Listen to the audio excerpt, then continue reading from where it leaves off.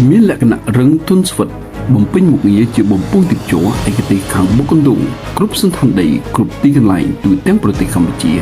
មិនថាគ្រោះខ្សាច់ថ្មភក់ជំរៅជ្រៅយ៉ាងណាអាចស៊ូធន់បានមិនប្រេះមិនបែកមិនផ្ទុះទុកកម្លាំងបុកខ្លាំងធន់នឹងសម្ពាធទឹកគ្រប់កាលៈទេសៈនោះគឺបំពង់ទឹកជ័របុកកណ្ដូងសញ្ញាកងចក្រកម្រាស់ 5.0 និង 8.5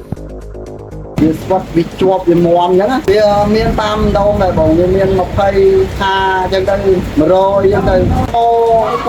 មកដល់តែខ្សាច់ហ្នឹងទៅវាដូចចម្រោះដែរដីវាមានគ្រប់កន្លែងមានអីគុណភាពវាល្អអាចប្រើបានព្រោះគ្រាន់តែថាវាស្វាត់វាអាចជាប់ហើយវាប្រើទៅដោយអត់មានបញ្ហាទេ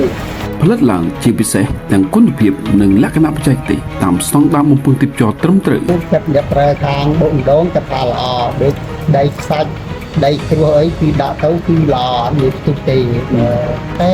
មានប្រើ5ថង8ថងតាមតែនិយាយទៅអ្នកប្រើប្រាស់គាត់ថាល្អតែដោយតាមដីនិយាយទៅគឺភាគច្រើនគឺល្អព្រោះអត់ងាយនេះទេបំពេញទីជាប់បុកកណ្ដូងសញ្ញាកងចក្រឈានមុខគេក្នុងទីផ្សារបុកកណ្ដូងលើគុណភាពធានាការប្រើប្រាស់បានយូរអង្វែងជាមួយតម្លៃសមរម្យនិងសេវាកម្មអតិថិជនល្អ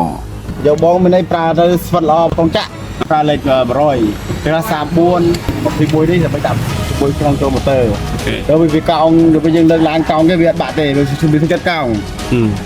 អ្នកចំនួនខាងបុកកណ្ដូងទទួលស្គាល់គុណភាពនិងបន្តប្រើប្រាស់ផលិតផលនេះប្រកបដោយជំនឿទុកចិត្តនិងភាពជឿជាក់គួរសមយើងប្រើវាមានបញ្ហាទេគឺគុណភាពវារៀងស្អាតតែវាជួយនេះវាអត់វាមកបណ្ដា50 70វាសាច់ទៅដីអត់សុទ្ធក៏មាន